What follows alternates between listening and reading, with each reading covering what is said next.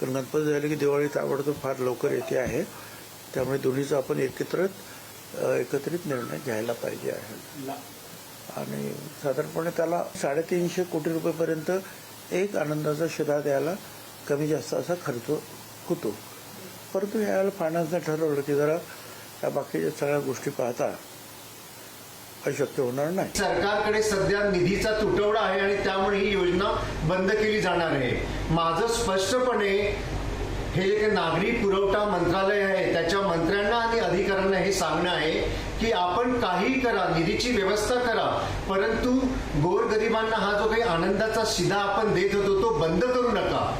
आर्थिकरित्या वेगवेगळ्या बाबींमुळे शासनावर नक्कीच त्या ठिकाणी ताण येण्याची शक्यता आहे. कारण आत्ताची जी अतिवृष्टी किंवा पूर परिस्थिती झाली त्याचा कुठे ना कुठेतरी फटका हा पुढच्या कालावधीमध्ये प्रत्येक ह्याला बसेल.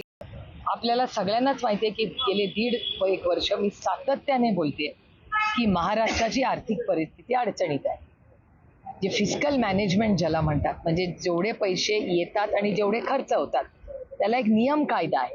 म्हणजे घरात कितीही कुठला घरासारखंच राज्य चालताना जे पगारा पेवा किंवा जेवढे पैसे घरात येतात त्याच्यापेक्षा जास्त तुम्ही जर खर्च करायला लागला तर दिवाळीच निघाल ना.